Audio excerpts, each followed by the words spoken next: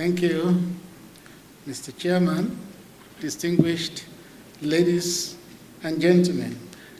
My assignment is to, in a few minutes, tell us why we are here.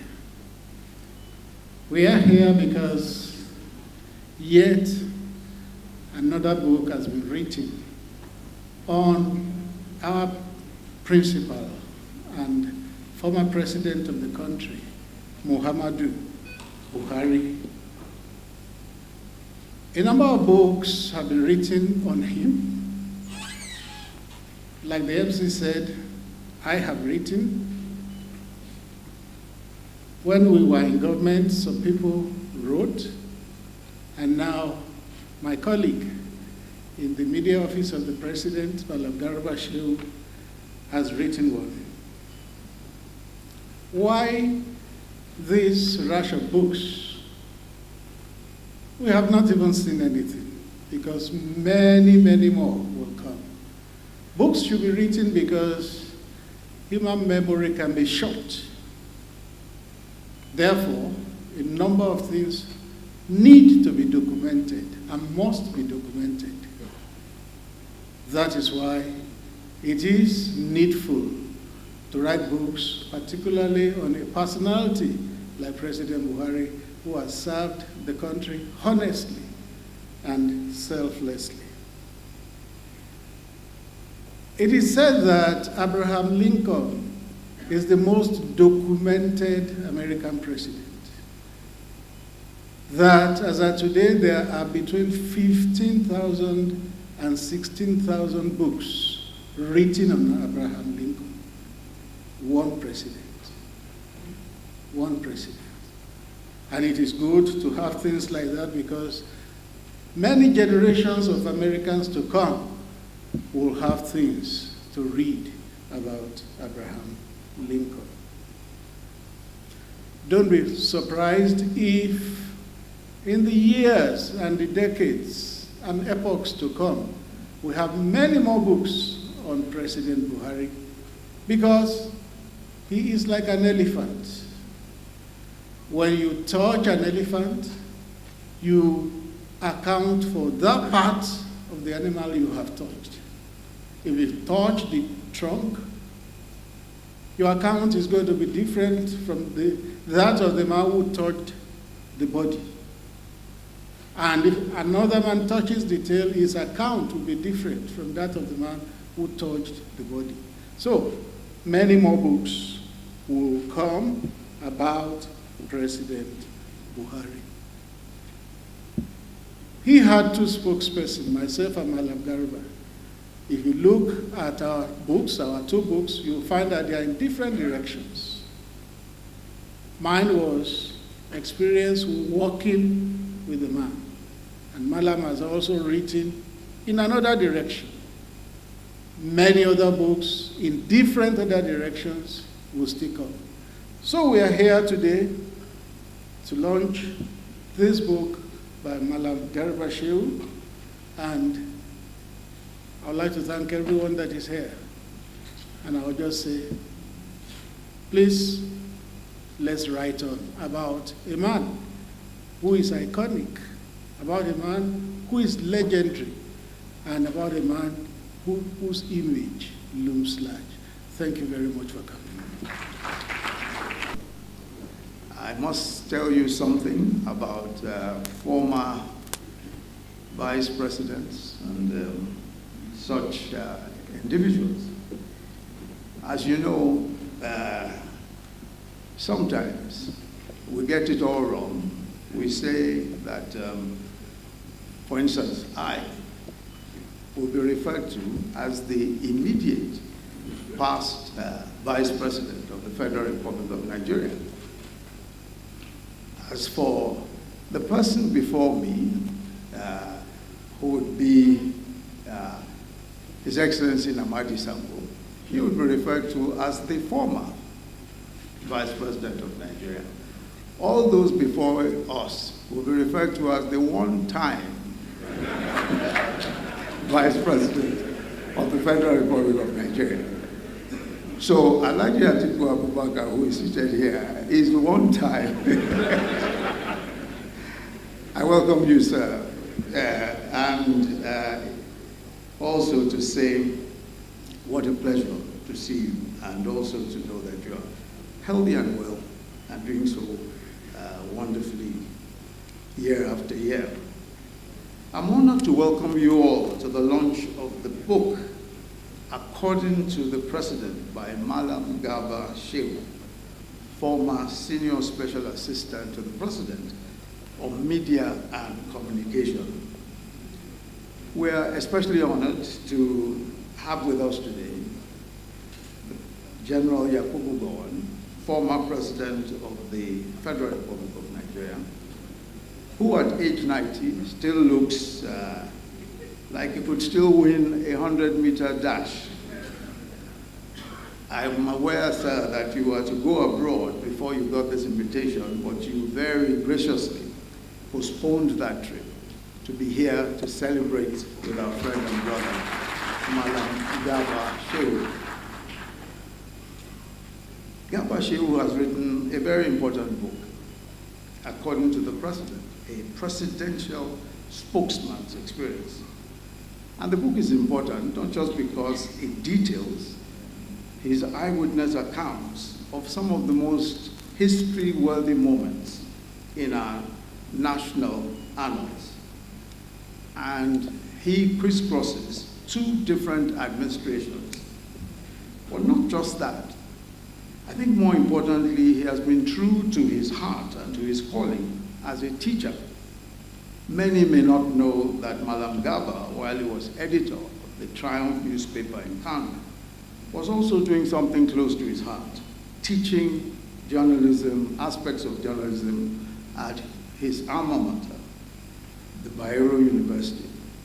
So in writing this book, he says categorically that he set out to write not an autobiography, but a textbook for those who will in the future be media advisors and practitioners in the prestigious but often difficult, sometimes treacherous terrain of politics and governance at the highest levels.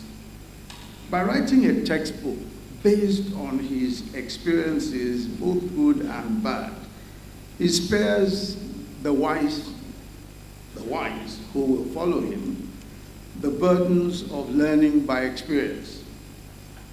The popular adage, experience is the best teacher, is, as you know, only a half-truth. It is actually the shortened form of a Welsh proverb. Experience is the best teacher for a fool. The wise learn from history. History is a kinder and gentler teacher than experience. So he gives a blow-by-blow account of the inside story and several inside stories, including the conflict that developed between Vice President Abubakar Atiku and President Olusegun Obasanjo. And I'm not going to go into any of that. I'm not reviewing the book, and I'm sure that there'll be a lot to be said today about all of that.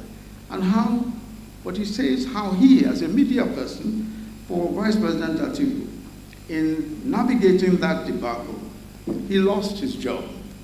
And it tells the story of how one evening he got a call from NTA and was told, "We are announcing your resignation tonight." And he remonstrated that he had not resigned. The voice said, "Well, we have your letter of resignation here." And yes, his resignation was announced that evening. The job of the Vice President, and just reflecting a bit on the conflict between the Vice President and the President, I think that the only other Vice President who is here may agree with me that the job of the Vice President is possibly the most difficult in the world. It was His Excellency Umar Ganduje, former chairman of the APC, in his famous work, Deputizing, who humorously describes the conundrum that deputies face. And he once said to me, he said, when you're a deputy or vice, you're in a difficult position. And then he would pause, like a great storyteller that he is, and then say, every action you take is likely to be misinterpreted. Not necessarily by your boss, but by the numerous people around him. He says, if you humbly walk behind your boss, they will say, look at him. He's not cooperating with his boss.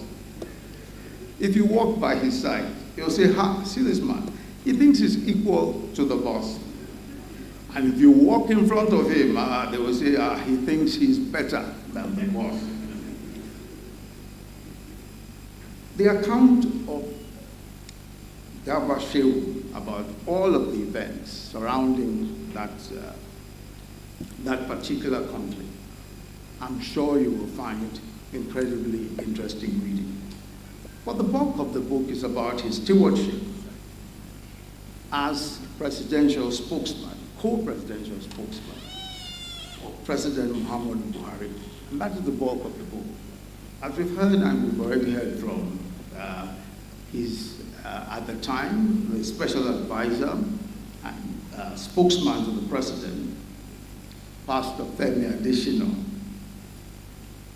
They worked together very closely. And you would find in the book that his depiction of President Muhammadu Buhari and his tenure comes from a different perspective. And I must say, it sheds a completely different light on the way that he related to President Muhammadu Buhari. I'm not going to spend any time, as I said, trying to analyze that or say anything about it, only to say, as Femi Adesina has said, that President Buhari, there will be several more books written about him, several. We have read Working with Buhari. We will soon see Laughing with Buhari. And today we're seeing According to Buhari. I know that this particular occasion is one where we celebrate him and where we will also celebrate his tenure. Garba Shehu's book, I must say, is a good analysis of those times. It's a fair and objective analysis of those times. And he spares very little in terms of detail and in terms of analysis. So I welcome you all to this occasion, and I trust that you will have a very pleasant time, not just listening to experiences, but also appreciating an era of which much still will be written. Thank you very much.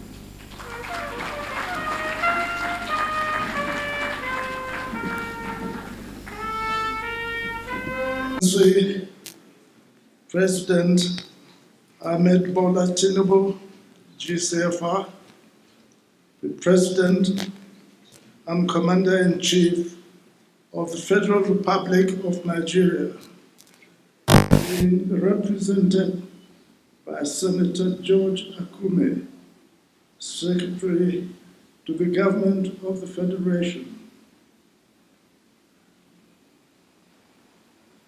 Your Excellency, or His Excellency, Senator Kashim Shettima, GCON, Vice President, Federal Republic of Nigeria, being represented.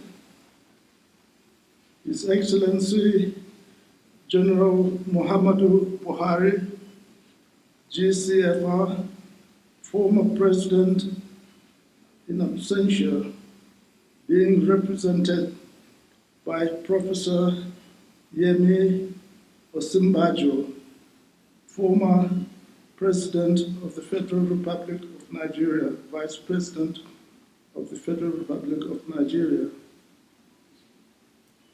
Executive governors here present, distinguished senators and honorable members of the House of Representatives, honorable ministers, Professor Ibrahim Gambari, former Chief of Staff to the President, the guest speaker, former Secretary to the Government of the Federation, Barrister Boz Mustafa, the book reviewer Professor Umar A. Pate, distinguished guests, ladies and gentlemen, there are so many important people here, and I think I should have just said we should abide by the protocol set out and greetings set out by the Master of Ceremony and Anchor, Mr. Ebere Young. He has said it most beautifully, and I think we should abide by that. So if I have not mentioned any important person that is here, I think we should abide by the protocol of the anchor, Mr. Ebere Young. So it is indeed a great joy and pleasure for me to be here today to chair this important event, the launch of a book titled, According to the President, Lessons from a Presidential Spokesman's Experience, written by Malam Garba, Shehu'S, OON. I am aware that this is the second book being written on General Buhari, authored by his personal aides since he left power in 2023. The first one was working with Buhari, and we just heard from Mr. Femi Adesina, OON. This one further goes to show the loyalty, commitment, and the way Buhari's aides hold him in high esteem during and even after leaving office. When I was first approached to chair this event by the former Chief of Staff to the President, I had finalized arrangements to travel out of the country by this date. However, considering the deep respect I have for General Buhari and his aides, I couldn't but change my travel plan to accommodate this event.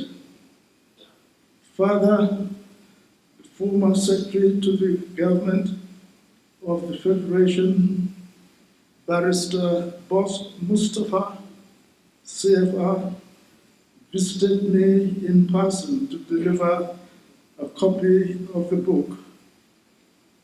There was no way I could have declined the invitation when the boss himself came visiting. You don't say no to the boss. In my years of service as head of state, I understood and appreciated the important role that communication plays in government and nation building. A president's actions, policies, and programs, no matter how noble or well conceived, must be clearly communicated to the citizens, to the public. This is where the role of hard-working and committed presidential spokesmen like Malam Garba Shehu is most appreciated. During his 8 years presidency, Buhari tried his best to contend with the overwhelming problems. One of such is the security situation in the country, in Nigeria. The officers and men of the Nigerian Armed Forces, and please excuse me sort of making this because I think I belong to that group. Buhari tried his best to contend with the overwhelming problems, and one of such is the security situation in Nigeria. And the officers and men of the Nigerian Armed Forces and the other security agencies must be commended for their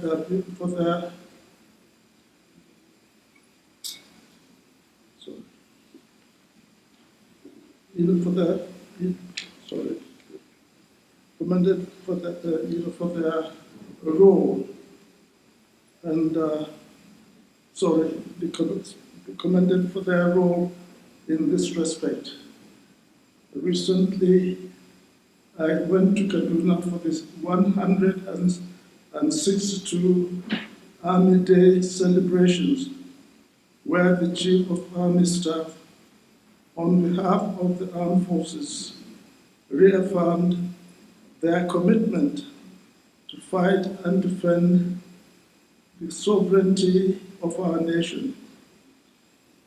As Nigerians, we must wholeheartedly support our armed forces, and as they risk their lives to keep us alive, we must not allow insurgency or insecurity to threaten the corporate existence of our nation.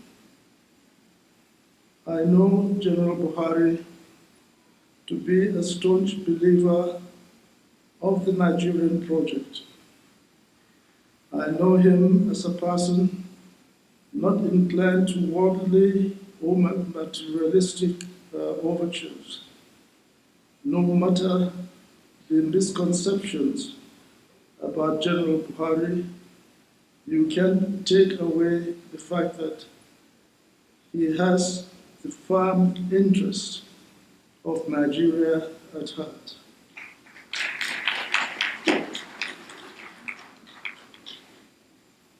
I also know that he will do everything to keep his integrity intact. If the truth must be told, General Buhari is a man, of austere lifestyle. I was therefore not surprised when the author of the book narrated an incident that rightly depicted the General Buhari that I know.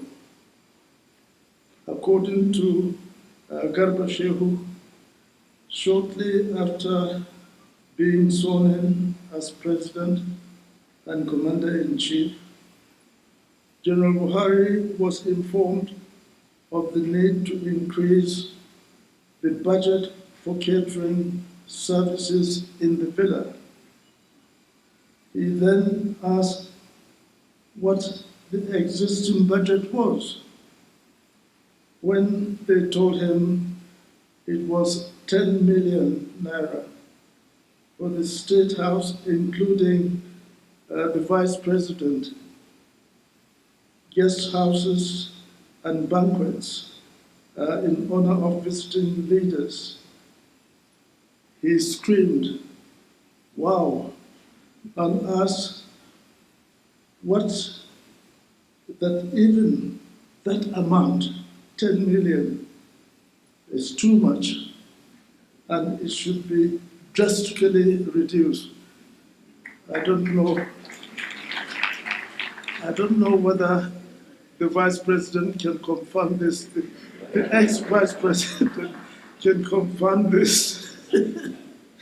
And, well, it is not in my place to make comments on the book, as that will be done by the book reviewer, Professor Pate, and the guest speaker, Barrister Mustafa Boss Mustafa, who I know is also a co-Buhari loyalist. He is better endowed to speak as guest speaker because he was part of it all. Malam Garba Shehu has been consistent in defending his master without wavering. He takes the bullet of criticisms and misconception for his boss. I know General Buhari must be proud with the crop of staff that served him with such commitment. To exude such loyalty, I believe General Buhari must have given them the freedom and support to work and defend his policies without any encumbrance. May I thank Malam Shehu also for this invaluable and compelling book, a compelling work.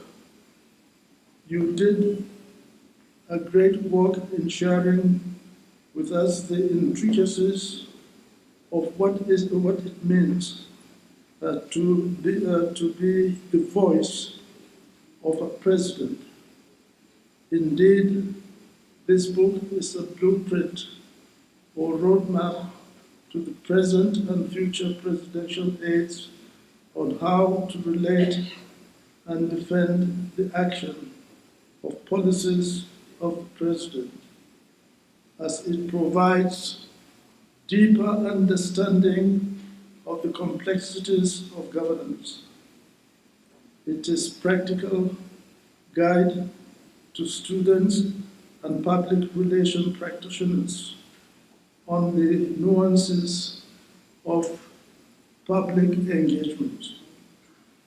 I therefore call on the Nigerians to get copies of this book and read it with an open mind while reflecting on the lessons it offers. At this juncture, and on a personal note, I must commend General Buhari publicly for his disposition during his tenure. He made himself very accessible to me and to all, and was always willing to listen to every advice or suggestions one may offer, one may proffer at any point in time. May I take this opportunity to salute and thank all staff that have served, all leaders, past and present, and all our civil and public servants, past and present, for their loyalty and faithful service to the nation.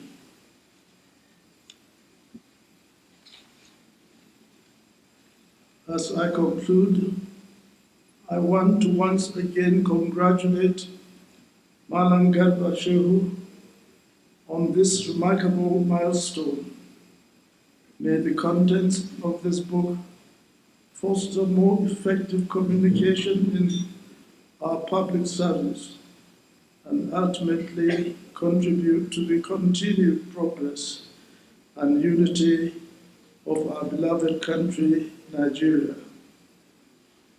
Thank you all for coming, and may God bless the Federal Republic of Nigeria.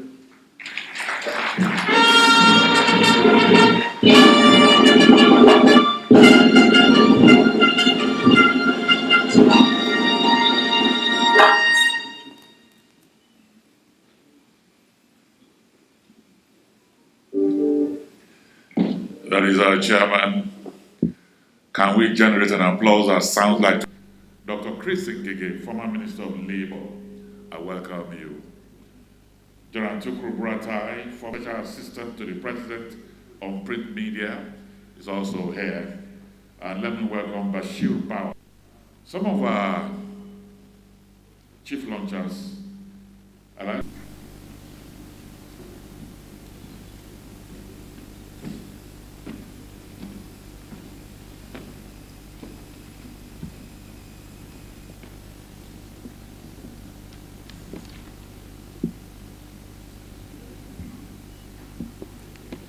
Some of us are vertically endowed, so I have to adjust the microphone.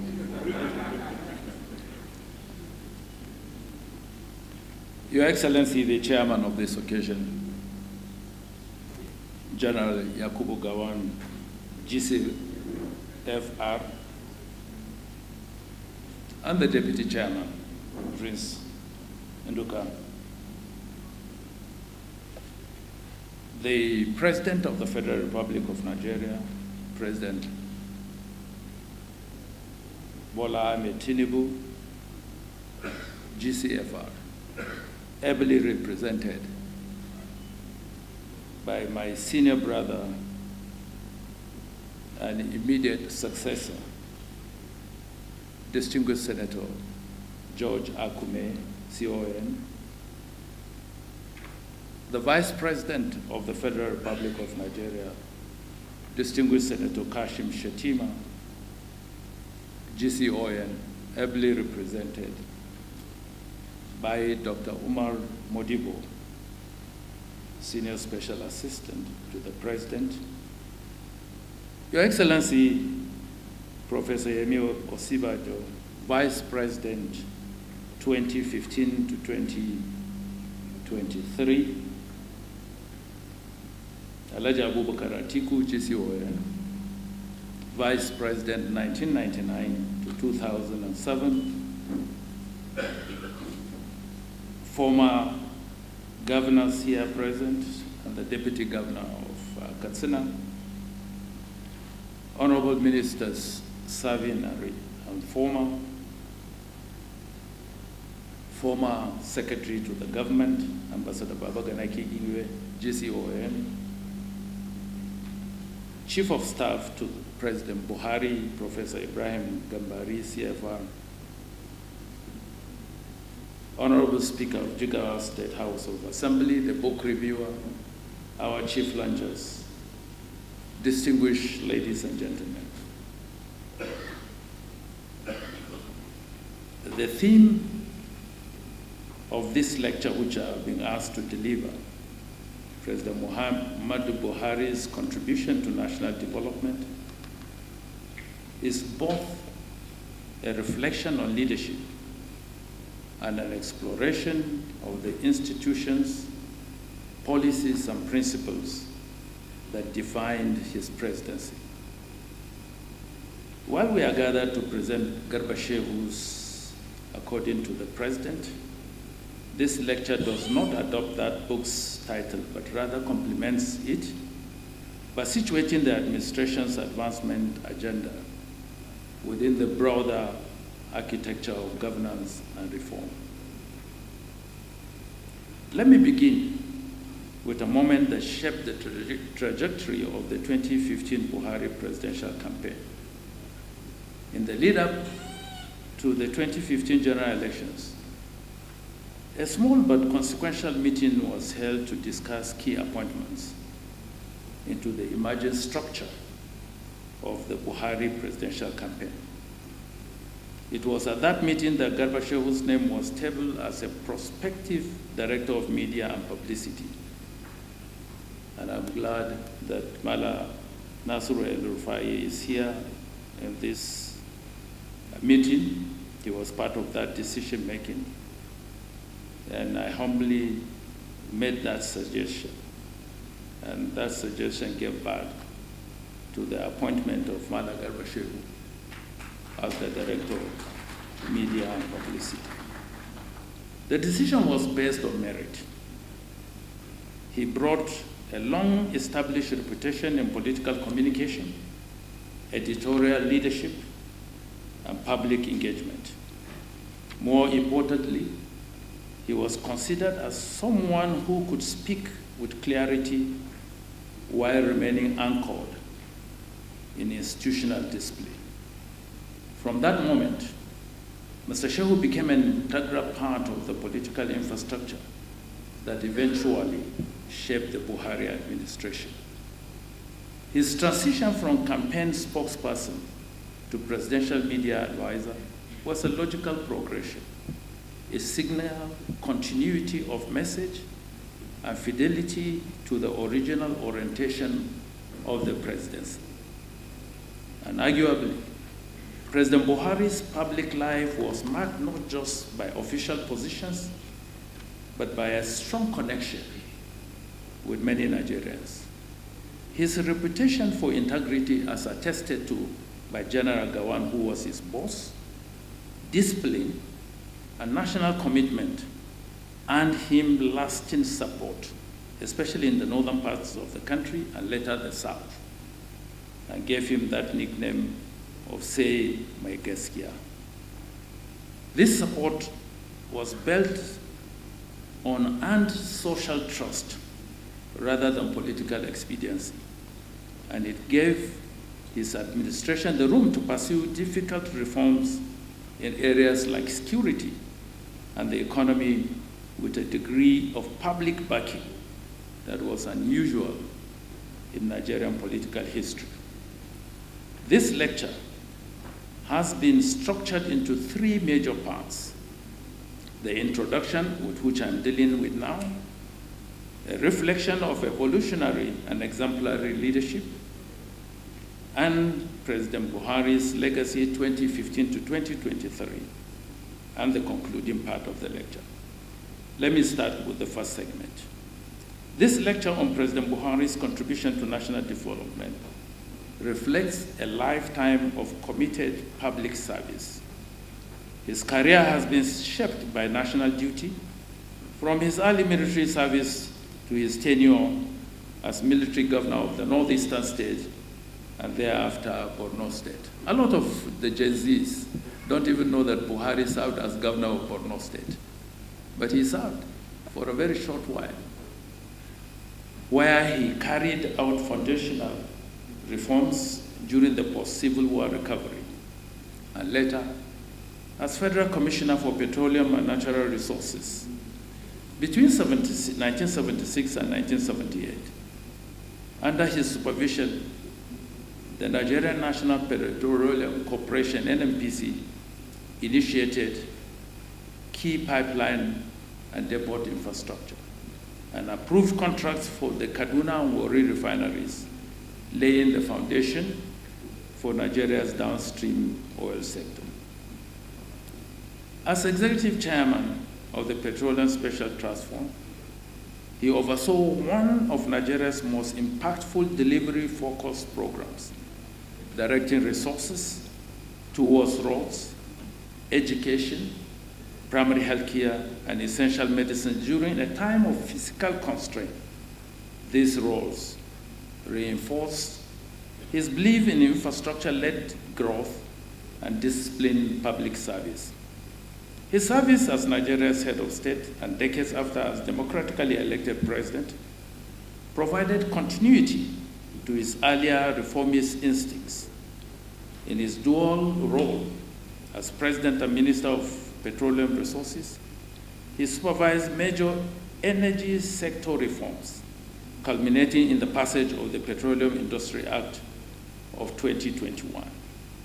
He also advanced gas infrastructure through flagship projects such as the Ajakuta-Kaduna-Kano pipeline and the Nigeria-Morocco gas pipeline under his decade of gas strategy. Beyond formal office, he chaired the board of trustees of the Katsina State Development Foundation in Gidauniyan, Jihar Katsina, for nearly 2 decades, focusing on grassroots advancement and empowerment. These sectoral contributions in energy, infrastructure, health, and education reflect a consistent commitment to Nigerians' advancement priorities, provide context for understanding the values and the logic that later shaped his presidency. Before turning to that presidency, it is important to recognize the former president's role in reshaping Nigeria's political trajectory. In early 2013,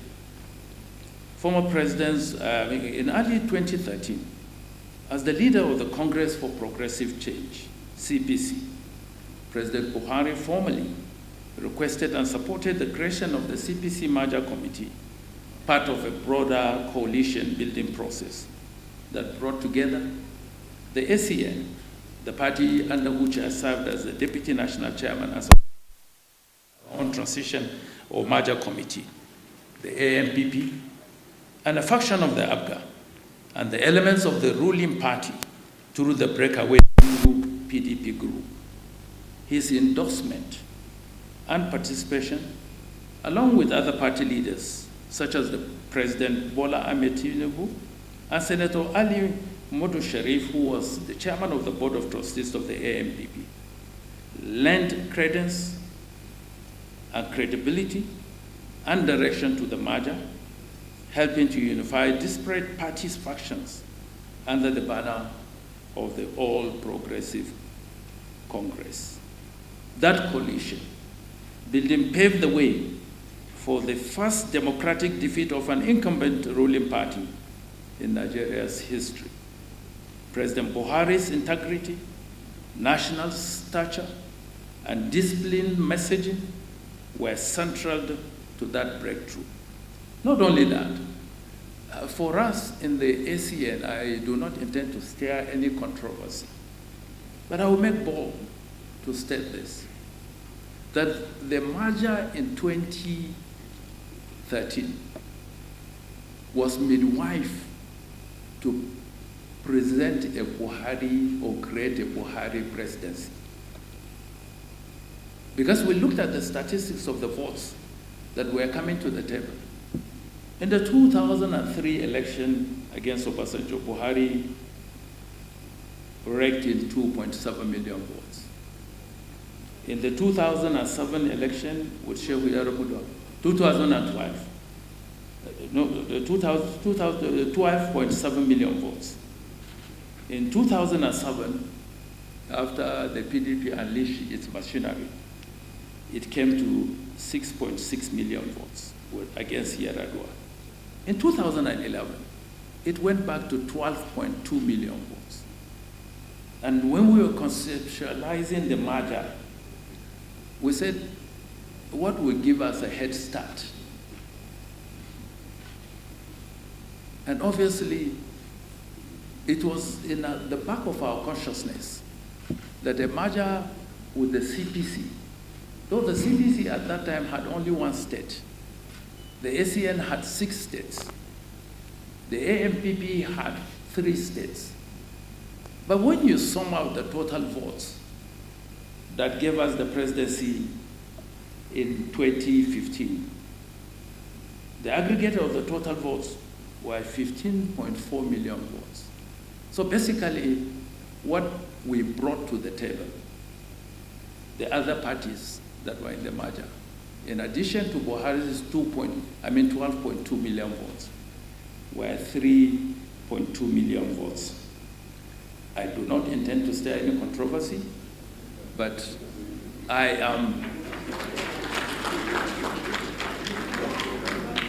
am saying that that was the most realistic and pragmatic thing that we needed to do. I was the Deputy National Chairman of the ACN then.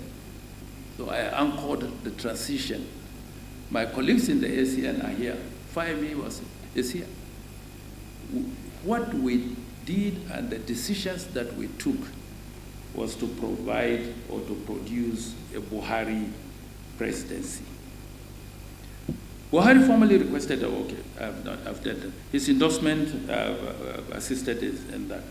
No account of Buhari's President Buhari's tenure would be complete without acknowledging the extended periods he spent on medical leave.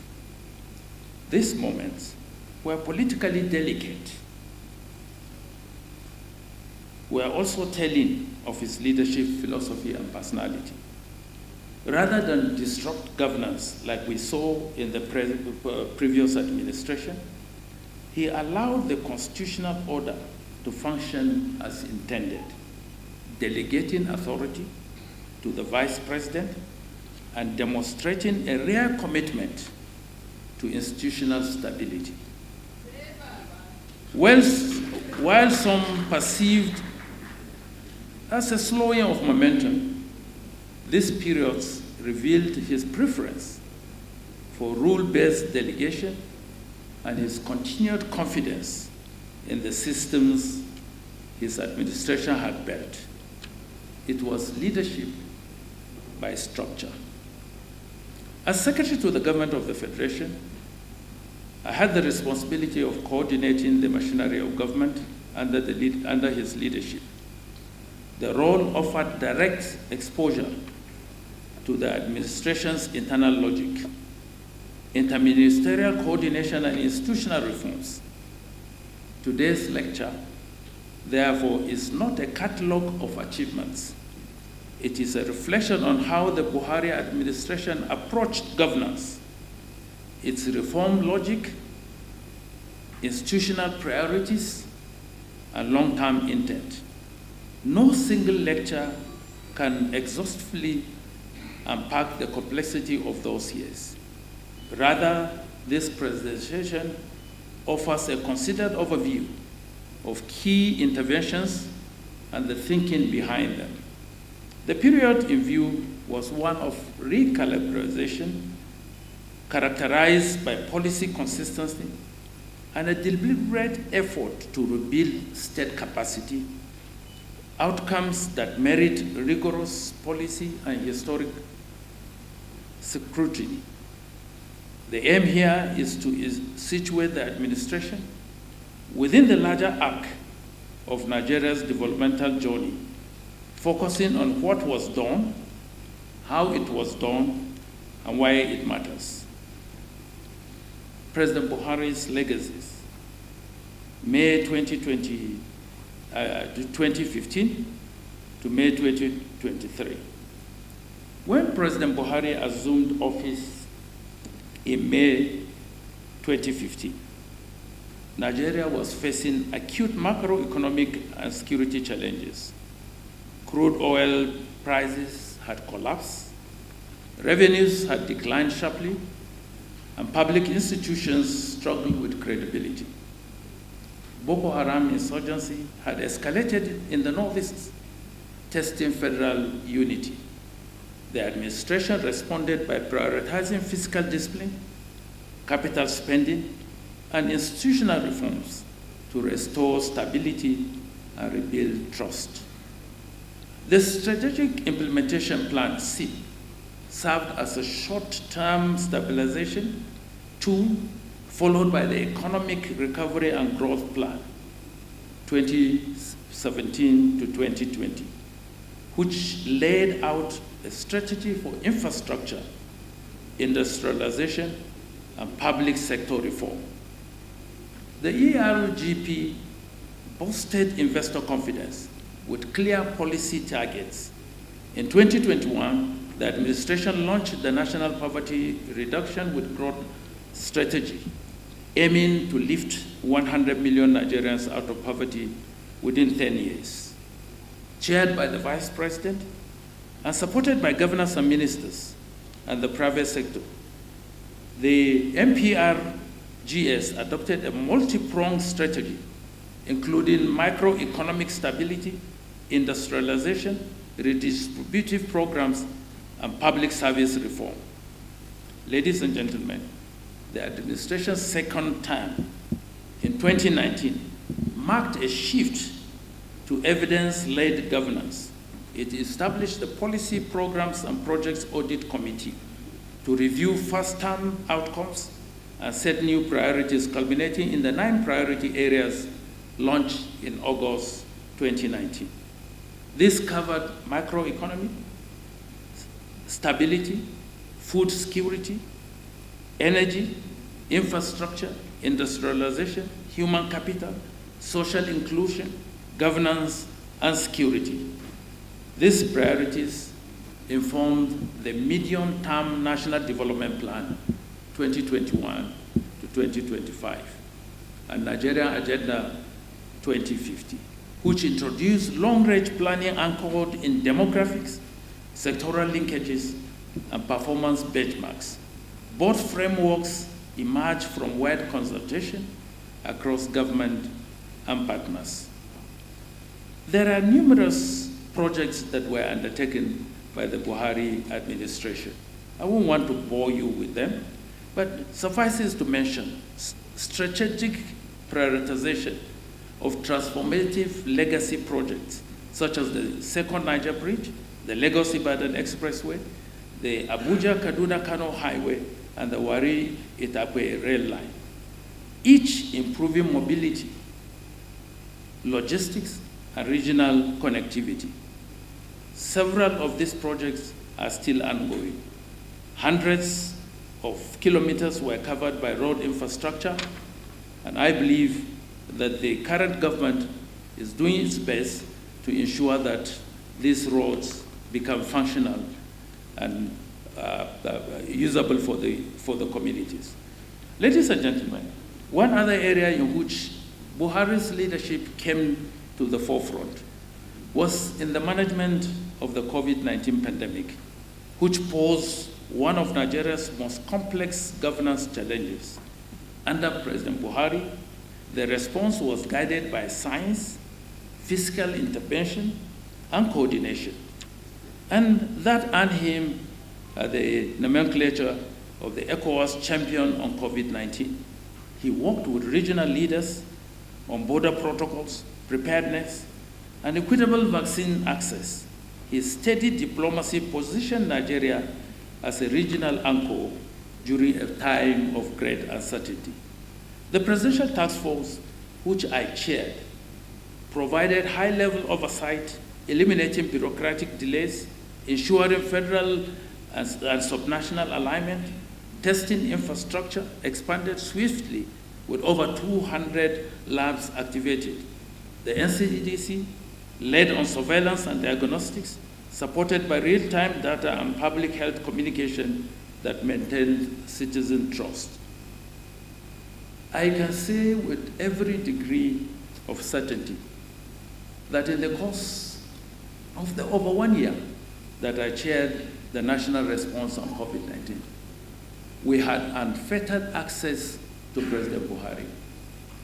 We had political support that we needed. I remember one of the days when I went and briefed him, and I told him that I was shutting down the country. He gazed at me strangely, as if, where did you get that power from?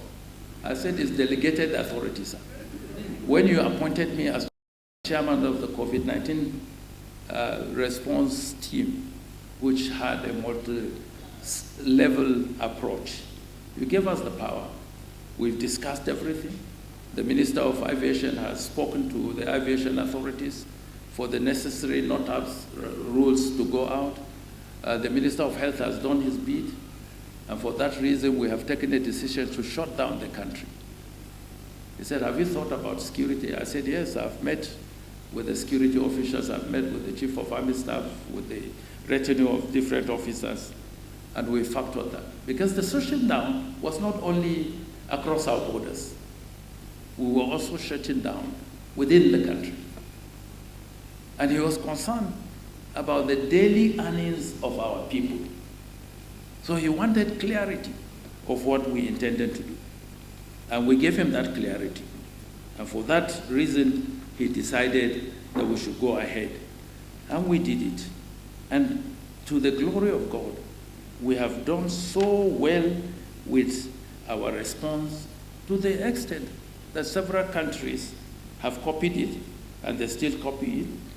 And we have received accolades from international organizations like the World Health Organization, the United Nations, as Nigeria's response being one of the best globally. So I think it is part of the leadership that he provided that gave us that. Social interventions included cash transfers, over 1 million vulnerable households.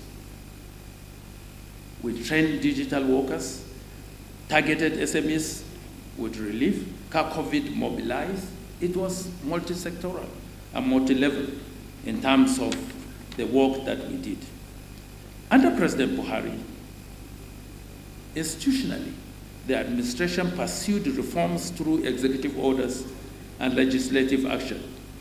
Executive Orders 13 and 14 introduced performance contracting and institutionalized the presidential transition process.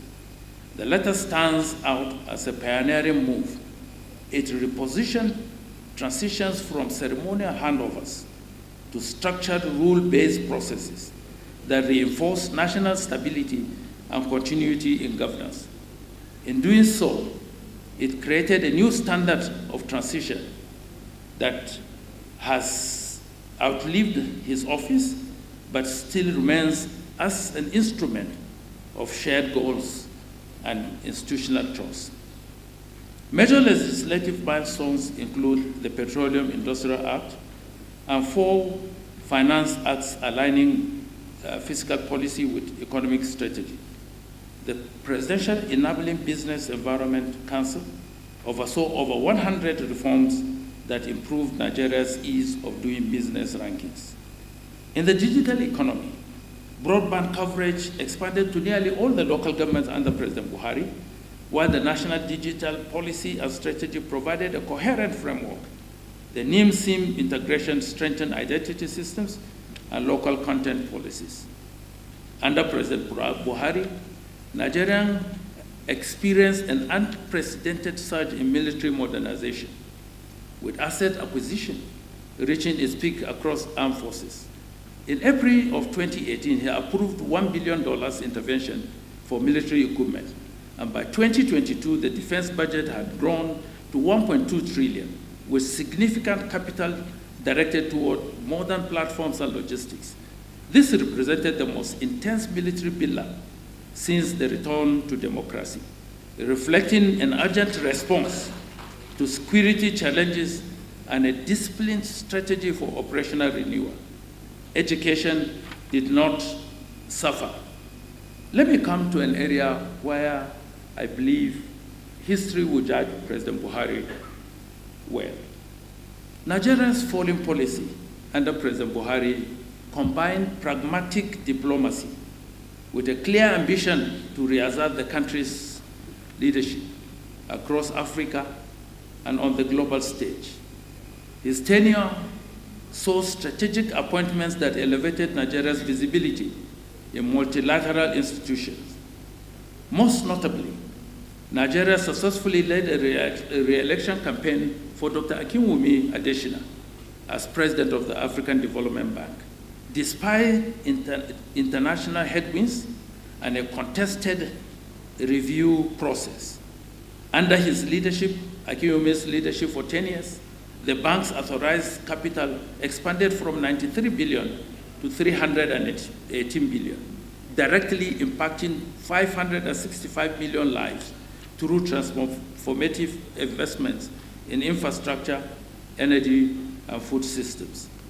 In 2015, Professor Bernard Orama assumed office as president of the Afro-Exim Bank under President Buhari's leadership, growing the bank's portfolio from under 5 billion to over 37 billion by 2024, and strengthening Africa's trade finance architecture. Amina J. Mohammed, who served as Minister of Environment under President Buhari, was appointed United Nations Deputy Secretary General in 2017 and reappointed in 2022, advancing Nigeria's global standing in development and climate diplomacy. The assertive posture continued with the election of Ambassador Tijani Muhammad Bade as president of the 74th United Nations General Assembly in 2019, the first Nigerian to hold that role since Joseph Garba in a period of over 30 years. We never went back there until Nigeria gave the maximum support that Bade required to be able to assume that office. In 2021, Dr. Ngozi Okonjo-Iweala became the first African and the first woman to lead the World Trade Organization. Her tenure had been defined by institutional reform and renewed confidence, and underscored by her early reappointment in November 2024. The world was not to wait. They were eager to get her reappointed. They appointed her way ahead of time. Her tenure is supposed to elapse I think in September of this year. Beyond these high-level appointments, Nigeria deepened multilateral agreements with ECOWAS, the AU, and the UN, while forging bilateral partnerships to strengthen infrastructure financing, technology transfer, and regional trade. Under Buhari's leadership, Nigeria's diplomacy became more deliberate, reinforcing the country's role as a continental power and a credible actor in global affairs. In the same vein, he went ahead before leaving office to sign and ratify the African Continental Free Trade Zone Agreement. The Buhari administration imprint lies not only in reforms it pursued, but in systems it established to deliver and sustain impact. Sectoral efforts in nutrition and several other fields of endeavor were undertaken. In the area of tax reform, Buhari instituted a tax before he left office. As a matter of fact, the expansion that is being done under the Tinubu administration is quite commendable. And he has now consolidated by the new laws that have been signed to strengthen coordination across federal and state levels, aimed at improving efficiency, reducing evasion, and advancing fiscal sustainability. In local governance, the Buhari administration initiated efforts towards fiscal autonomy through Executive Order Number 10 in 2020, aimed at enabling direct allocations to local governments in line with constitutional provisions. Though the order was later struck down by the courts, it set a precedent that gained legal force in 2014, when the same courts, through the Supreme Court, upheld the right of the local governments to receive allocations directly from the Federation account as challenged by the current administration. Under the Tinubu administration, institutional reforms have also continued. The Central Delivery Coordinating Unit evolved into the Central Result Delivery Coordination Unit, retaining its mandate to track and support executive priorities. Another notable legacy of the Buhari administration's reform is the Federal Civil Service reform that were instituted. It is indeed heartwarming to note that Nigeria has recently gazetted the operation procedure for trade under the AFTA Act. The concrete steps towards implementation reinforces the foundational work led during this regime. I have prepared a document that I will pass across to Mala Garba, which he will circulate, that contains all these details. I've not been able to go through them for want of time, and I do not want to bore you because the business of the day is to really launch these books and make sure that every Nigerian lays his hand on it. But let me conclude. Excellencies, distinguished ladies and gentlemen, President Muhammad Buhari was not drawn to the theater of power, but to its quiet burden of responsibility. He governed with duty over drama, conviction over applause. He will be remembered not only for performance, but for principles, for anchoring governance in systems that endure. He led with a sense of time greater than his tenure, knowing that national progress is not a sprint, nor a solitary marathon, but a relay across generations. Each administration inherits unfinished work and must carry it forward with clarity and conviction. In this sense, Buhari's leadership was not about finality, but about setting things in motion, reforms that could outlast him, institutions that could withstand political tides, and a temperament that reminded the state of its contribution to its citizens. The book, according to President, offers us not a portrait of power, but a vantage point into how a man entrusted with the weight of a nation bore it with measured intent. It is a record of words, yes, but beneath those words lie choices, silences, struggles, and an enduring faith in Nigeria's promise. And so, as we reflect today, let it not only be merely to remember, but to recommit to see governance not as the triumph of the will, but as the careful tending of a shared future. Buhari did his bit. The baton has been passed to President Bola Ahmed Tinubu GCFF. And history, as always, waits not for perfection, but for perseverance. I thank you all for listening, and God bless the Federal Republic of Nigeria. Thank you.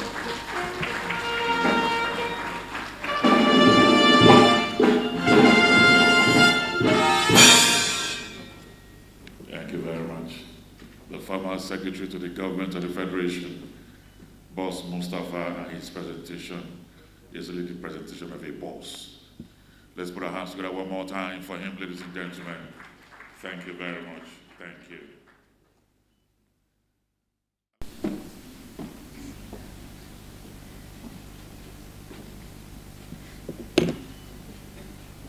Your Excellencies, ladies and gentlemen, it's my highest honor to stand before you to speak about why I wrote this book. But this enormous get-together, gathering of people, no, it's not owed to me, it's owed to Muhammadu Buhari. Can I beg that each one of us, depending on their religions, say a 10-second prayer. May Allah restore President Muhammadu Buhari's health. 10 seconds, please.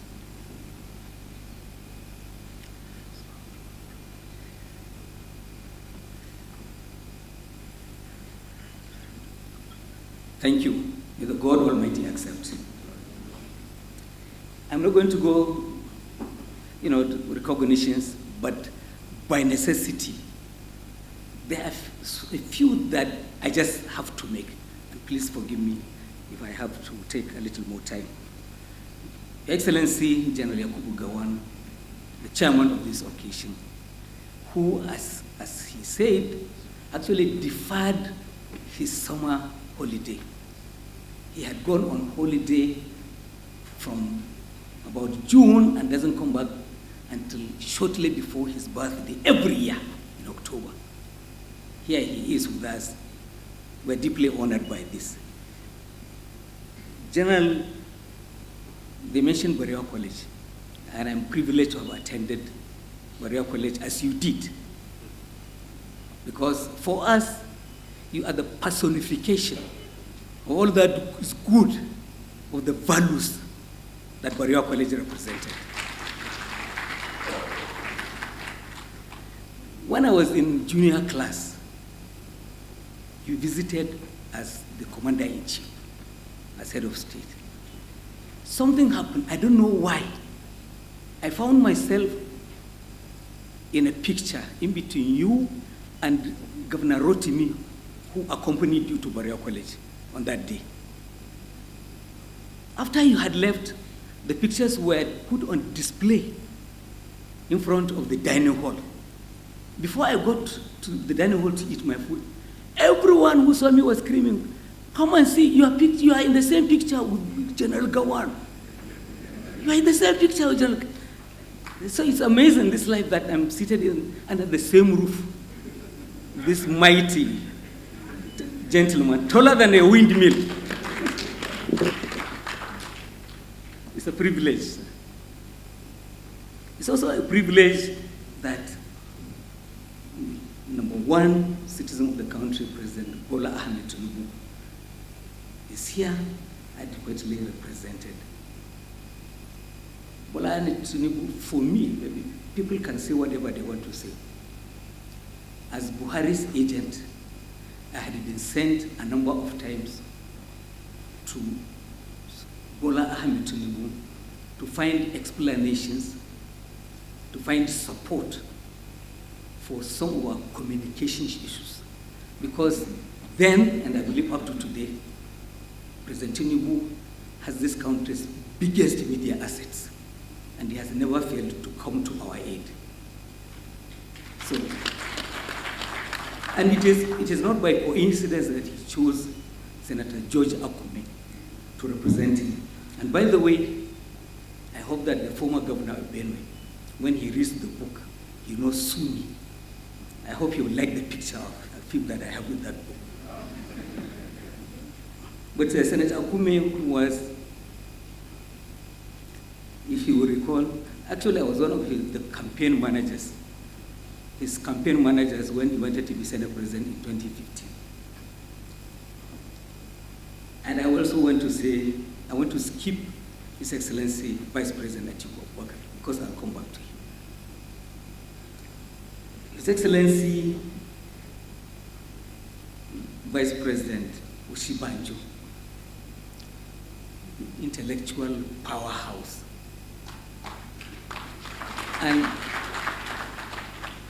And by coincidence, he has an equally intelligent wife, Her Excellency Dolap. And I used to think that if Professor Oshibanjo wasn't a professor of law, he wasn't into the calling of religion, he and his wife would have been fantastic nuclear engineers. And they would have given this country a very early time, a very early nuclear bomb. Would have passed that stage a long time ago. But he led us and we learned so much from him.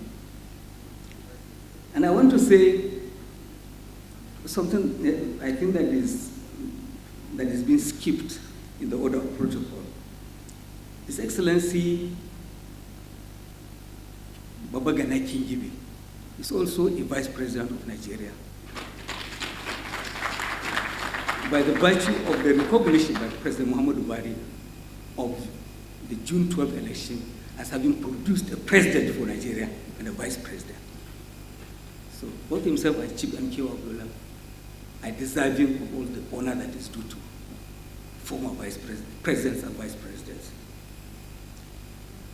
Let me go to the book. Why did I write it? And again, I hope I'm not going to be accused of taking from Professor Oshibanjo's calling.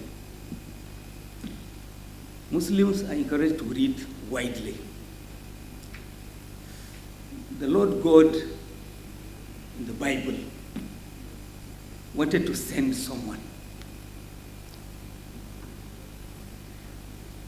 In Bible, Isaiah 6:8, he said, "Whom shall I send?" And the journalist stepped forward and said, "Here I am, send me." Not knowing what lied ahead. Some of us who chose journalism as a profession, we didn't know that it was a bed with bombs beneath it. This is illustrated by one small story that I will tell. A gentleman and his wife took their 7-year-old child to a shop. As they were going around, mother saw 2 sweaters which she liked for this 7-year-old. Apparently there was no money to pay for this. So, noticing that she was not being looked at, she picked 2 and tucked them in her bag. Her husband saw her, but shopkeeper didn't see. So they went home. Mommy was in the kitchen preparing food. And so the father looked at this little child and said to him, "Your mother is a thief." So the little boy got so enraged and dashed into the kitchen and was shouting at mother, "You are a thief. Why did you steal sweaters? I will not use them. You must take them back." So she took the sweaters from home and went out, back to the shop, or maybe she just dumped them somewhere else and came back. In growing up to his adulthood, this little boy said he hated his father, not his mother, for telling him that his mother was a thief. As journalists, we get into a lot of trouble, not because it's our own issue, but because we speak for some others. And that's why I'm coming to His Excellency, former Vice President Akpoti-Uduaghan. Because this story, and I hope he will like also the part that I'm going to say about him in the book, the disclosures that I have made, because he served in a government that wanted to destroy his political future, wanted to destroy his family, wanted to destroy his business. And because at some point they couldn't reach him, it was those of us, the lesser beings, who were serving him that were being hounded. A mention was made about my sack on television. What followed was even bigger. Frequent arrests, detention, DSS cells, and eventually even being dumped in Kuje prison. And I wish Justice Gumi was here, the one who discharged and acquitted me. So one of the lessons we want journalists to take from this experience is journalism is enormous in terms of the power that you yield, deciding which story to use, which story not to use. You can destroy people, you can build them. And this book, many years back, Justice Gumi he got into trouble. He was the chief judge of Abuja, FCT High Court, and there was a big fight against him. And they got him, they almost got him, those people who are trying to chase him out. And some of my friends said, there's a gentleman who's a good judge, and they wanted to destroy him, help him. And I'm glad that Bayo Onanuga is seated here. His magazine, The News, did a cover story. I got Bayo to understand what was happening, and they ran a cover story on Justice Gumi and how he defended his own position. When all of these things were going on, I had forgotten completely. I was being hounded, I was prosecuted, and before Justice Gumi, he was trying me. Gumi could have jailed me. I don't know. I'm not saying that he compromised justice, because the merit of my case was defended adequately. Like three SANs in Gige, Akintola, Ricky Tarfa, they were all sponsored by the former vice president. The goodness of my case was not in doubt. But as a human being, had I refused to help Justice Gumi, had I joined others to antagonize him, and at the end of it, in fact, Justice Gumi sent a gift to me. And I said, no, not for me. This is the tradition we carry for Bariwa College, of which you are also a product. I will not take any gift. You can maybe the small boys over there who helped you. And that was it. So I'm saying that we're trying to bring learning to young people so that they can take examples from, and it is not even inside the government. You had situations where you feel you are in the same political party, the same government, you are sailing in the same direction, and then somebody who should know gives you misleading information. As a journalist, we are taught not to lower your guard, check and cross-check everything that they give you. But this man is a senior person in your government, you are working with them. What did he stand to gain by misleading you? So these things, and for the former president, Muhammadu Buhari, we have with him for 8 years old. I hope we're able to bring him much closer to Nigeria so that they will understand him. Including, as the vice president said, the things that he eats, the clothes that he wears. Why would he reject a diamond wristwatch? All of these things, people will learn, from them.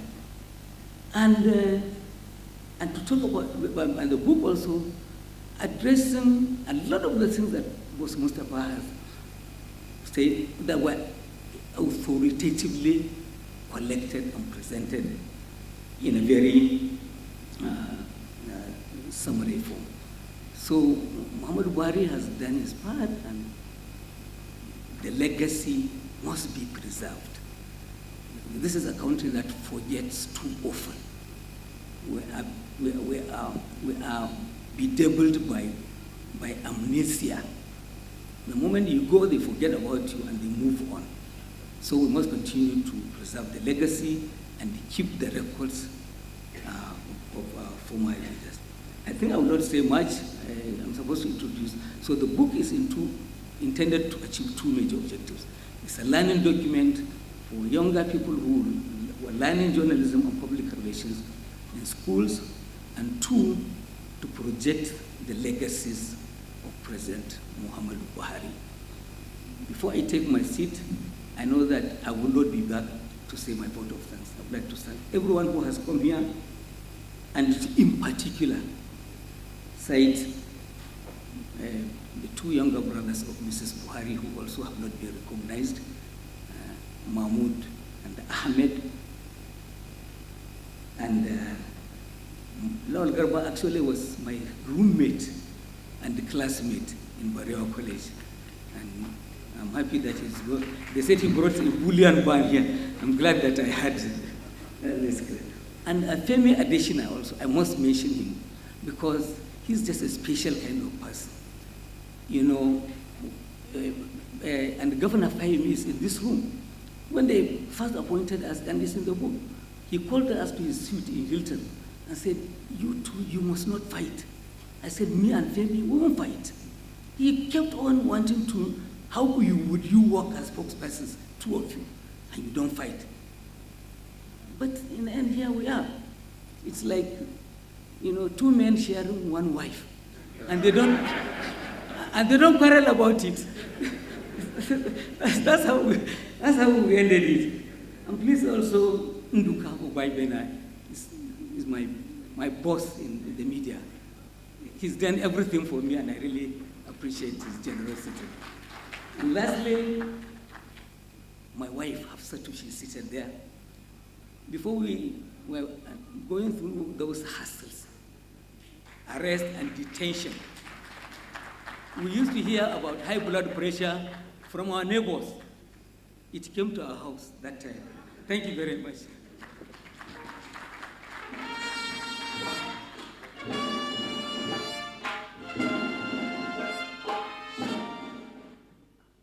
Thank you very much, Madam Garba Shehu, for putting your experience. Diplomat to a gathering and expect him not to do some protocols.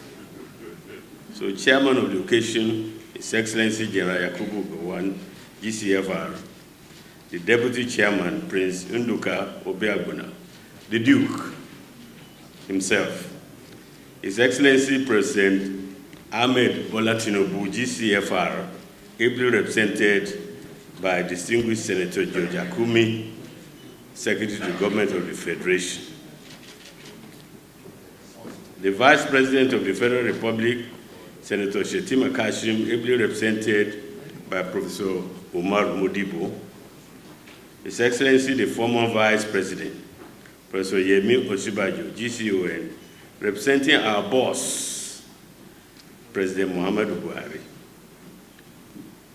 On a personal note, I owe President Buhari a huge debt of gratitude, and of course through him to the nation, for taking a chance to appoint me as his foreign minister in 1984.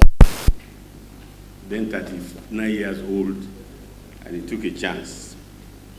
But even a bigger chance, 35 years later, when he asked me, after we were involuntarily out of government in 1985, in the year 2020, appointed me as his chief of staff to quote him, to come and help him conduct the transition, but also to come and suffer with him in serving Nigeria. His Excellency, former President, former Vice President, not one time, but but former Vice President, with due respect to Professor Sibaji, my friend Alhaji Atiku Abubakar, GCON, you can choose your brothers. You cannot choose your brothers, but you can choose your friend. I'm happy to call him my friend.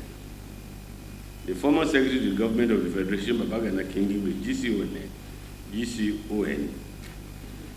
And I want to personally welcome him to the enviable rank of Nigerians in this hall who are 80 years and above. Yeah. Congratulations for reaching 80 years. And you know that it will not be complete if I don't make the reference to the fact that I'm your elder brother. You know? By a few weeks, but nonetheless, it's permanent. The members of the National Assembly here present, former governors, representatives of state governors, former ministers, including especially the ministers under President Muhammadu Buhari's administration from 2015 to 2023. His Royal Highness, the 16th Emir of Kano, Alhaji Aminu Bayero, the chairman of the NDLA, General Buba Marwa, who again I was privileged to have had as my defense advisor during the time I was privileged to be ambassador and permanent representative of Nigeria to the UN. I don't want to praise myself, but I think since he left, he became governor, became ambassador, and is now one of the most active chairman of NDLA that the country has ever seen. The keynote speaker, the boss of bosses, Boss Mustafa, and the book reviewer, Professor Patti. As an academician also, I have huge respect for vice chancellors, because although I've been privileged and still am to serve as chancellor of some universities, pro-chancellors, I've never had the privilege of becoming a vice chancellor. I respect you and thank you for that wonderful review. Distinguished ladies and gentlemen, I was wondering what is the role of a chief presenter, because I'm not a book reviewer, I'm not a chief launcher, but because I came about a few thousands of miles away to be here today, and the author of the book felt they have to create some role for the former boss as the chief of staff, because we worked together in the villa under President Muhammadu Buhari. He said, okay, you be the chief presenter. And that's a very tricky one, because you have the author of the book who told us why he wrote the book. Then we had the keynote speaker and the chief reviewer as to what is in the book. Okay, and then you have the chief launchers who will soon open their wallets. So I guess I'm in between. And so please forgive me if sometimes what I'm about to say may overlap somewhat with those that have been said a bit before. But what a great honor, a unique privilege for me as the chief presenter of this book to pay tribute to the author for giving us an enduring chronicle of public service and strategic communication from the vantage point of a presidential spokesman. In a real sense, therefore, this is far more than a mere book launch. It is a profound act of national documentation, a deliberate and vital effort to imbue our collective consciousness with the intricate operational dynamics of presidential communication and a vital element in the very architecture of democratic governance. Mr. President, who is ably represented by His Excellency, distinguished Senator George Akume, your esteemed presence here today transcends a simple gesture of goodwill We see it as a potent affirmation of our administration's unwavering commitment to international discourse, intellectual discourse, and an unequivocal recognition of the weight that strategic communication carries between the government and the people in shaping effective democratic leadership through national conversation as a critical block in nation building. This 260-page book, meticulously crafted and easy to read book, breaks free from the conventional parameters of political memoirs. It emerges instead as a critical academic and practical resource, especially designed to guide students of communication, journalists, practitioners, and researchers through the complex terrain of presidential communications. It offers an authoritative, first-hand account of the strategic decisions and daily operational realities that define two pivotal epochs in Nigeria's recent political history. Madam Shehu'S chronicle navigates with considerable candor a 6-month tenure as spokesman for His Excellency, former Vice President Atiku Abubakar GCON during the concluding phase of the Obasanjo administration. This period, which he described in his own words as testy yet remarkable for his professional growth, saw him embroiled in intense political contention, facing challenges that included multiple arrests, detention by DSS, and even incarceration in Kuje prison for 2 arduous years. These rough and tough moments are also presented as vital lessons for media practitioners and politicians alike on navigating the intricate relationship with the media, with the society, the courts, law enforcement agencies also.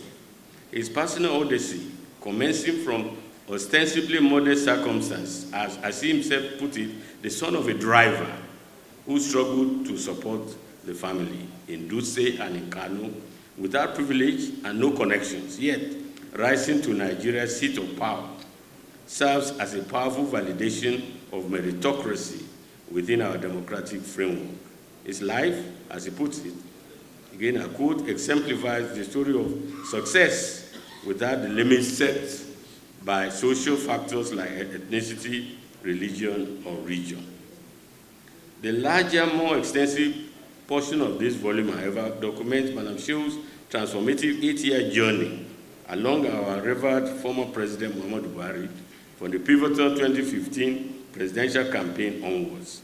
It also offers an intimate portrayal of President Buhari's unique persona and style of governance, and his unwavering conviction in allowing his work to speak for him rather than merely engaging in ceremonial ostentation.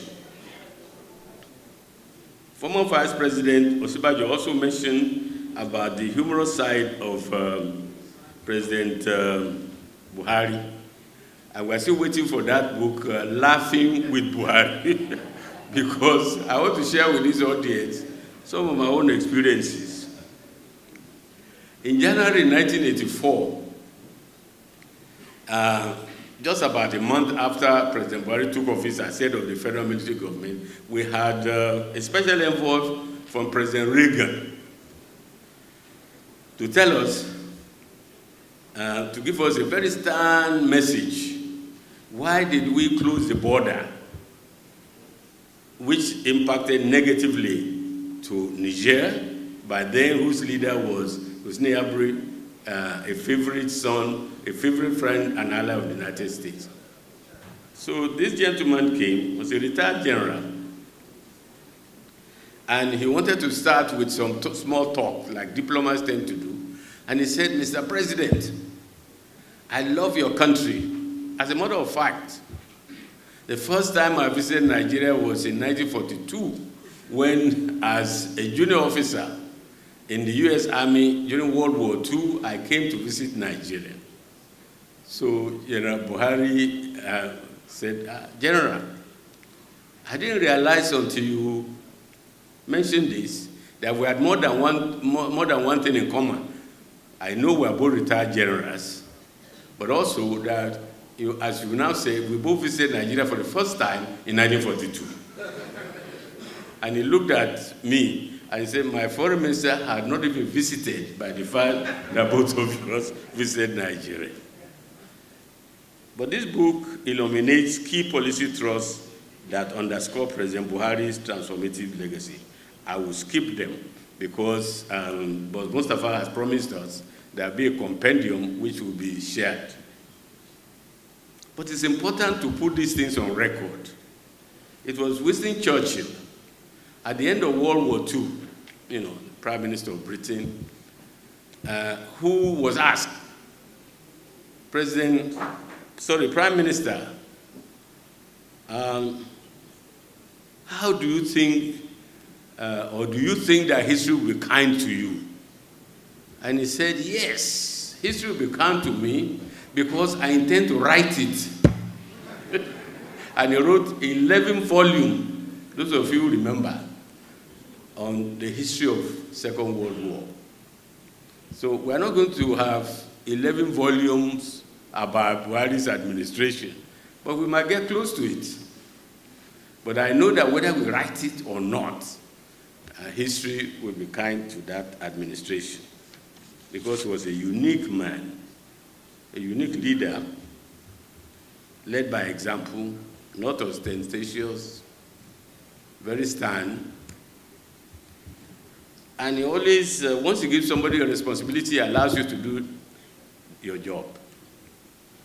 But of course, unfortunately, some people with whom he places confidence abuse it. I'm not going to go into detail, but they know themselves. Yeah, they abuse it. But nonetheless, he's a man that will take responsibility. And he says, even in private to me, to say, well, I appointed them. Okay, and sometimes I have to be tolerant of some inefficiencies, some backroom deals, but ultimately it's my name. But I feel sure that in totality, we will get to appreciate the man. But the particularly insightful contribution of this volume lies in his rigorous analysis of the greatest challenge that President Buhari faced, which Madam Shehu'S identified as, quote, the perception challenge and the tyranny of high expectation. And this perception challenge is not small. President Buhari himself often reminds, when I'm with him, that, this is your America. He refers to them as my America because I've spent an enormous amount of time in the US as a student, teacher, and worker. He said, can you imagine that I was invited by President Trump at that time, head of state of Nigeria, invited by the president. We sat down in front of the camera. He said, Mr. President, why are you killing Christians in your country? Well, because the perception from the Christian right that was given to him was that this was an Islamic fundamentalist who is bent on just killing Christians in his country. So, perception challenge and the tyranny of high expectations, which is that Buhari has come, he must solve all problems, both domestic and foreign. And I must say that this is also something that we have to reflect on as Nigerians. We always think that we have a president who should resolve all problems. But he can't. Every president leads, sets example, has to be accountable, but the responsibility or the guarantee of success belongs not just to the president, but to those who assist him, those who are sometimes imposed on him, and the rest of the people. That's why security, with due respect to General Burtai is here and all the other generals, national security is not the responsibility of the president and commander-in-chief alone. I think it was the famous General Colin Powell who said, or it's Rumsfeld, Secretary of Defense, he said, you don't fight a war with the army you wish. You fight a war with the army that you have. So in many ways, a country deserves the kind of president they get because it's a reflection of the country. However, there are times when the country gets a president that is better than what they deserve, or sometimes worse. And the process of selecting the president, I'm using this podium and this book to me, we must look into political parties in Nigeria, how presidential candidates, gubernatorial candidates are selected, by whom, and in what process, begin. Because if garbage in, garbage out. But people feel, well, it's not our business. We are not politicians. I'm not a politician myself, student political science. But the country's business is our business, collective business. Security is our collective business. But yes, we hold the leader responsible has to take responsibility as the leader. And no leader is there that he doesn't want. Because if you don't want, you can always leave. So by accepting, then that's affect your responsibility for people to put their lives in your hands. And I believe to the best of his ability, Buhari did his best with what he had.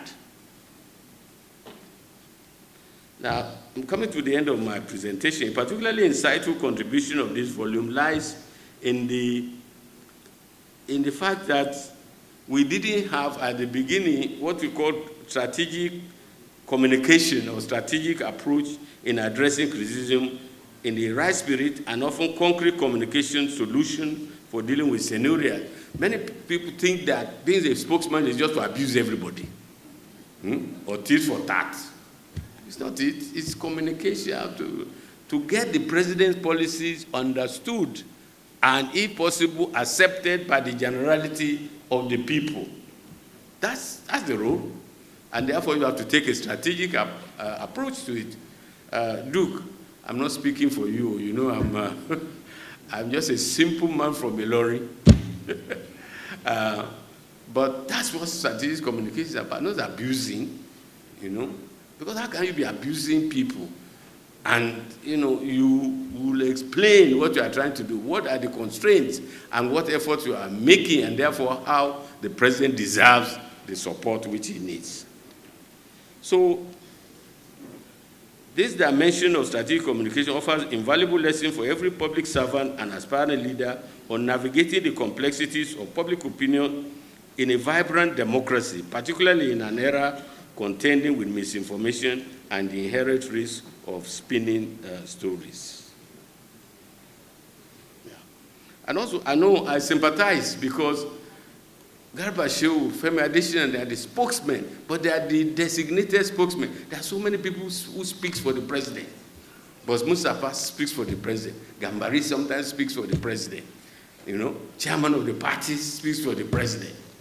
Sometimes traditional rulers speak for the president.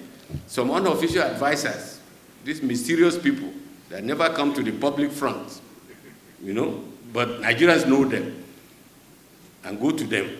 They speak for the president. So how do you, the designated spokesman, coordinate all of this in serving the president? But beyond the rich narrative of the two presidencies that Madam Garba Shehu served, the book serves as an invaluable pedagogical instrument for practitioners. It delves into the crucial importance of record keeping, the cultivation of robust interpersonal relationship, and explicates the immense ethical power wielded by journalists in their decisions to print or not to print. It highlights the advent of strategic communication in the villa and offers a comprehensive blueprint for ethical leadership development, inspiring the future generation to serve with distinction. I feel sure, therefore, Excellencies and distinguished ladies and gentlemen, that this book will undoubtedly serve as a critical reference for future administrations striving for enhanced accountability and efficiency. So, there are many reasons to commend this book. There are many reasons why you should buy this book. There are many reasons why you should read this book. But what seems to me one of the best reasons is that the author is committed to mentorship. Mentorship. Yeah. There was a time in this country where the leaders mentored people. Sir Abubakar Tafawa Balewa mentored Shehu Shagari and others. Ahmadu Bello mentored several people, you know. I'm also a beneficiary of the kind of mentoring that Ahmadu Bello did by suggesting that there are young Northerners that should be sent to King's College. Why is it? It's a federal government secondary school, the only federal government boys secondary school. No Northerners there. Go there, you know, grow there. Go there and grow there. Send people like Baba Gana Kingbe and influence. They have been sent to UK as undergraduates, Sussex. I don't know why I went to Sussex, by the way, when there was the London School of Economics, there were Oxford and Cambridge. But that's a story for another time. But you see, they groomed people, they mentored people, and where we are today. So where are who have people mentored that followed those great leaders of our country? So this gentleman, Garba, is devoted to mentoring at least a section of the Nigerian population. It's always dangerous when you give the microphone to a professor of international relations and a diplomat. He knows when to start, but to stop is a problem. But I will have to stop. But I did better than the foreign minister of India, Menon, who at a Security Council meeting on Kashmir, he spoke for 5 hours to the Security Council and broke down. And people say, where's the doctor in the house? They said, there's no doctor in the house. Somebody said, no. You know, they get a microphone. So they put the microphone under his nose and he woke up and continued. So, well, I've not broken down. The microphones are still here, but I have to now end. I want to end with the inspiring message that Nigeria, our beloved Nigeria, remains a land where dreams are realized, where people like me, born in Ilorin, Bande, somewhere in Kebbi, you know, Amina, Mohammed in Gombe, somewhere. And yet, this same country produced people that played roles so that when they talked, when they acted, people listened, you know. So that nation deserves applause. And we must encourage a system of leadership selection that emphasizes meritocracy, excellence, and where every citizen possesses the inherent potential to contribute meaningfully to our national greatness. Thank you. May the Almighty Allah bless all of us. And so with that, I hope I've persuaded you to quickly go and buy this book as soon as it's launched. It will be a tremendous addition to a library, a tremendous addition to the building block of our national development. So, where are the chief launchers? So, MC. About to unveil the book, presenting His Excellency, the President of Nigeria. We thank you. I'm very sure the pledge forms have gone round. Before we commence the actual launch of the book, we'll have very short goodwill messages, not more than 2 minutes per person, before we go. And to kick us off, I'd like to welcome